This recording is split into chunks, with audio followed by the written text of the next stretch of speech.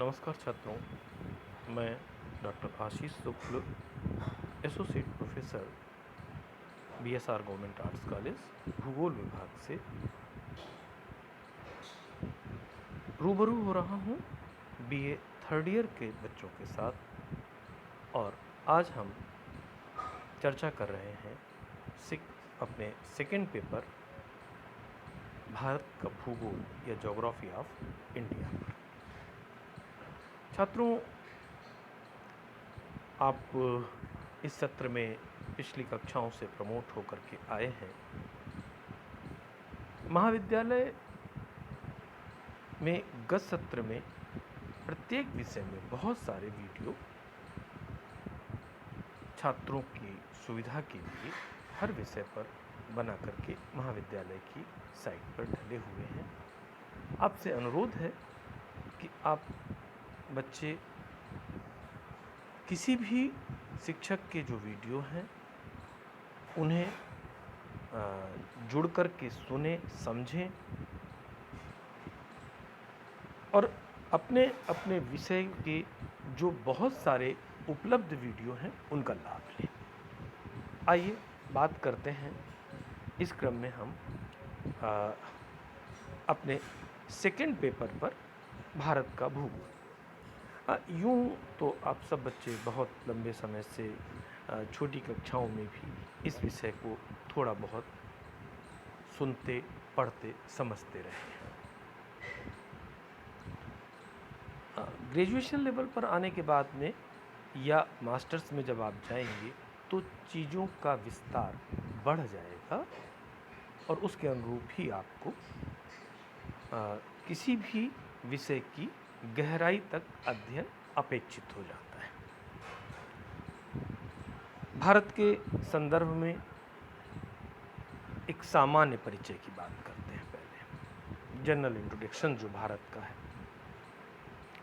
भारतीय संस्कृति के प्राचीन ग्रंथ विष्णु पुराण के अनुसार पृथ्वी के उस भूभाग को जो उत्तर में हिमाद्री, हिमवान एवं हेमकूट पर्वत तंत्र से लगाकर दक्षिण में सेतुबंध, जिसे वर्तमान में हिंद महासागर कहा जाता है, तक फैला हुआ है और जिसमें भारतीय संतति बसती है, को भारत या भारतवर्ष की संज्ञा दी जाती है। उत्तरम यत् समुद्रस्य हिमाद्रश्चैव दक्षिणम वर्ष तत् भारत नाम भारतीय यत्र संतति। प्राचीन काल में आर्यों की भारत नाम की शाखा ने अनार्यों, द्रविड़ों और आर्यों के दूसरे समुदायों का या कुलों का अपना प्रभुत्व स्थापित करने का प्रयास किया और इसी शाखा के नाम पर प्राचीन काल से ही इस देश का नाम भारतवर्ष पड़ा। वैदिक आर्यों ने उत्तर पश्चिम की ओर बहने वाली नदी को सिंधु कहकर पुकारा। बाद में ईरानियों ने इसे हिंदू नदी की संज्ञा दी और सिंधु या हिंदू नदी के उस पार में विस्तृत इस देश को तभी से हिंदुस्तान कहा गया। यूनानियों ने इस नदी को इंडोस और रोम निवासियों ने इंडस तथा इस देश को इसी आधार पर इंडिया की संज्ञा भी मिली। यही देश आज विश्व में भारत के नाम से जाना जाता है। शेप और एक्सटेंट, आकृति व विस्तार पर चर्चा करें तो वर्तमान में भारत की आकृति पूर्णतः त्रिभुजाकार न होकर के चतुष्कोणीय है, जो केवल दक्षिणी भागों को छोड़कर अन्य सभी की ओर से प्रकृति द्वारा इतनी अच्छी तरह से परिसीमित है कि जिसका संभवतः विश्व का कोई अन्य देश उदाहरण नहीं है। यूनान काल के महान भूगोलवेत्ता स्ट्रैबो ने भारत की आकृति पतंग जैसी बताई। यह देश पूर्णतः उत्तरी गोलार्ध में स्थित है। वर्तमान में इस महान देश की मुख्य भूमि विषुवत रेखा के उत्तर में 8 डिग्री 4 मिनट से 37 डिग्री 6 मिनट उत्तरी अक्षांश और 68 डिग्री 7 मिनट से 97 डिग्री 25 मिनट पूर्वी देशांतर के बीच फैली हुई है। भारतीय मुख्य भूमि से दूर बंगाल की खाड़ी में स्थित केंद्र शासित प्रदेश अंडमान और निकोबार द्वीप समूह 6 डिग्री 4 मिनट उत्तरी अक्षांश से 14 डिग्री उत्तरी अक्षांश तथा 92 डिग्री पूर्वी देशांतर से 94 डिग्री पूर्वी देशांतर के मध्य स्थित है। भारत का दक्षिणतम बिंदु इंदिरा पॉइंट ग्रेट निकोबार द्वीप में स्थित है। इसे पिग्मेलियन पॉइंट अथवा पार्सन पॉइंट के नाम से भी जाना जाता है। भारत के सबसे उत्तरी बिंदु इंदिरा काल जम्मू कश्मीर राज्य में है। भारतीय संघ के दक्षिणतम बिंदु और भारतीय मुख्य भूमि के दक्षिणी छोर में लगभग 2 डिग्री अक्षांशों का अंतर है। भारतीय मुख्य भूमि से लगभग 280 से 480 किलोमीटर दूर अरब सागर में अवस्थित लक्षद्वीप समूह 8 डिग्री उत्तरी अक्षांश से 12 डिग्री 3 मिनट उत्तरी अक्षांश तथा 71 डिग्री पूर्वी देशांतर से 74 डिग्री पूर्वी देशांतर के मध्य स्थित है। कर्क रेखा 23 डिग्री 30 मिनट उत्तरी अक्षांश भारत के लगभग मध्य से होकर गुजरती है, अर्थात राजस्थान, गुजरात, मध्य प्रदेश, छत्तीसगढ़, झारखंड, पश्चिम बंगाल, त्रिपुरा एवं मिजोरम से यह गुजरती है। इस रेखा के दक्षिण में स्थित भारत की जलवायु उष्णकटिबंधीय तथा उत्तर में स्थित भारत की जलवायु उपोष्णकटिबंधीय है। भारतीय मुख्य भूमि का दक्षिणतम भाग विषुवत रेखा से मात्र 876 किलोमीटर की दूरी पर है। देश के लगभग मध्य पूर्व पश्चिम विस्तार की दृष्टि से यदि बात करें से होकर गुजरने वाली 82 डिग्री 30 मिनट पूर्वी देशांतर रेखा के स्थानीय समय लोकल टाइम को संपूर्ण देश का प्रामाणिक समय स्टैंडर्ड टाइम स्वीकृत किया गया है। यह रेखा उत्तर प्रदेश राज्य के इलाहाबाद नगर के समीप मिर्जापुर से होकर गुजरती है। हमारे देश का प्रामाणिक समय ग्रीनविच माध्य समय GMT से 5 घंटा 30 मिनट आगे है। भारत का पूर्व पश्चिम विस्तार अधिक है, फलतः देश के पूर्वी एवं पश्चिमी भागों में सूर्योदय और सूर्यास्त के समय में लगभग 2 घंटे का अंतर पाया जाता है। भारत की विशालता का अनुमान इसी तथ्य से लगाया जा सकता है कि इसका विस्तार पूर्व पश्चिम में 2933 किलोमीटर तथा उत्तर दक्षिण में 3214 किलोमीटर है। इसकी स्थलीय सीमा 15200 किलोमीटर और समुद्री सीमा 7516.6 किलोमीटर है। लक्षद्वीप, अंडमान व निकोबार द्वीपों सहित, परंतु मुख्य भूमि से तटीय भूमि की लंबाई 6100 किलोमीटर है। क्षेत्रफल की बात करें तो इसका क्षेत्रफल 32,87,263 वर्ग किलोमीटर है। भारत की स्थल सीमा पर पाकिस्तान, अफगानिस्तान, चीन, नेपाल, भूटान, म्यांमार और बांग्लादेश हैं, जिनके साथ भारत की सीमा मिलती हुई है। क्रमशः पाकिस्तान के साथ 3310 किलोमीटर, अफगानिस्तान के साथ 80 किलोमीटर, चीन के साथ 3917 किलोमीटर, नेपाल के साथ 1752 किलोमीटर, म्यांमार के साथ 587 किलोमीटर और बांग्लादेश के साथ 1458 किलोमीटर है।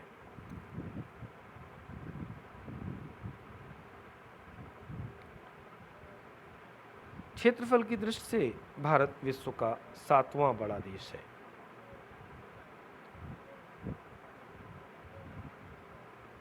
अन्य बड़े राष्ट्रों में रूस, कनाडा, ब्राज़ील, संयुक्त राज्य अमेरिका, ऑस्ट्रेलिया, चीन आदि आते हैं। दूसरे शब्दों में यदि हम कहें तो भारत का जो विस्तार है वह इसे ब्रिटेन से 12 गुना, जापान से 8 गुना बड़ा बनाता है तथा यह कनाडा के 1/3 और चीन का भी लगभग 1/3 से कुछ अधिक भाग रखता है।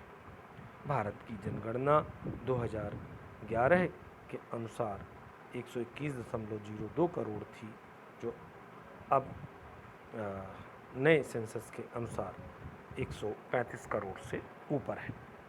भारत का क्षेत्रफल संपूर्ण विश्व के क्षेत्रफल का 2.42% है, जबकि इसकी जनसंख्या संपूर्ण विश्व की जनसंख्या का 17.5%। जनसंख्या के दृष्टिकोण से यह चीन के बाद दूसरा सबसे बड़ा राष्ट्र है। भारत की स्थिति और इसका जो महत्व है ये भी अपने आप में एक इम्पॉर्टेंट पॉइंट है। पूर्वी गोलार्ध में भारत की अवस्थिति अत्यंत महत्वपूर्ण है। हिंद महासागर के उत्तरी सिरे पर यह देश इस प्रकार स्थित है कि यह पूर्वी गोलार्ध के मध्य में पड़ता है। यूरोप और अमेरिका के पश्चिमी भागों से भारत लगभग समान दूरी पर है। अनेक अंतर्राष्ट्रीय वायुमार्ग एवं सामुद्रिक मार्ग इसकी सीमा से या इसके तट के निकट से होकर के निकलते हैं। इस प्रकार पूर्वी देशों के पश्चिमी और पश्चिमी देशों से सुदूर पूर्व की ओर जाने वाले प्रमुख व्यापारिक मार्ग भारत से होकर जाते हैं। भारत से पूर्व और दक्षिण पूर्व की ओर ये मार्ग चीन व जापान को, पश्चिम और दक्षिण पश्चिम में ग्रेट ब्रिटेन, पश्चिमी यूरोप, संयुक्त राज्य, लैटिन अमेरिका के देशों और पूर्वी तथा दक्षिण अफ्रीका को और दक्षिण में Sri Lanka, Singapore, Malaysia, Indonesia, Australia और न्यूजीलैंड को जाते हैं। सुएज नहर के बन जाने के बाद भारत की स्थिति का महत्व काफ़ी बढ़ गया, क्योंकि इसके द्वारा पश्चिमी यूरोपीय देशों और भारत के पश्चिमी तटीय बंदरगाहों के बीच लगभग 4,800 किलोमीटर की दूरी कम हो गई। सुएज नहर और पूर्व में मलक्का जल संयोजक के आरंभ होने या उनमें से निकलने वाले सभी जलयान भारत से होकर निकलते हैं। इससे भारत का दक्षिणी एशिया में क्षेत्रीय महत्ता का स्वरूप काफ़ी बढ़ जाता है।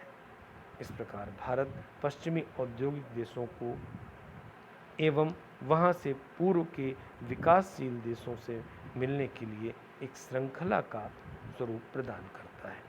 भारत को दोनों प्रकार के देशों से निर्मित एवं कच्चे माल का आयात एवं निर्यात करने में पूरी सुविधा रहती है।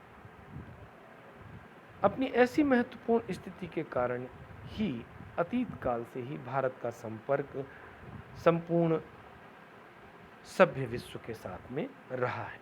उस समय प्रमुख व्यापारिक स्थल मार्गों का केंद्र भारत ही था। पूर्व की ओर चीन, जापान, थाईलैंड, कंबोडिया, सुमात्रा, जावा, बाली आदि देशों तक तथा पश्चिम की ओर अरब, फारस, मिस्र, यूनान और रोम तक भारतीय व्यापारियों के जहाज विभिन्न प्रकार की बहुमूल्य वस्तुएं, जिनमें गरम मसाले, मोती, हीरा, जवाहरात, सोना, चांदी, रेशमी, सूती वस्त्र, कलात्मक वस्तुएं आदि ले जाया करते थे। दक्षिण भारत के चोल, पांड्य, पल्लव आदि राज्यों ने तो पूर्वी देशों में उपनिवेश तक स्थापित किए थे, जहां भारतीय संस्कृति के चिन्ह आज भी उपलब्ध होते हैं। भारत से ही बौद्ध धर्म दक्षिण पूर्व एवं पूर्वी एशिया तक तेजी से फैला था। वायुमार्गों की दृष्टि से भी भारत की स्थिति काफ़ी उत्तम है। पश्चिमी देशों से सुदूर पूर्व चीन, जापान, इंडोनेशिया, ऑस्ट्रेलिया को जाने वाले वायुयान भारत से होकर ही निकलते हैं।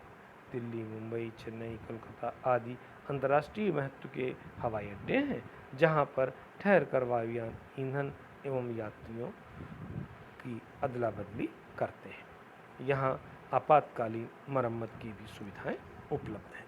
भारत की स्थिति का महत्व इस बात से भी स्पष्ट होता है कि इसके निकटवर्ती महासागर का नाम इसी के नाम के आधार पर हिंद महासागर पड़ा है।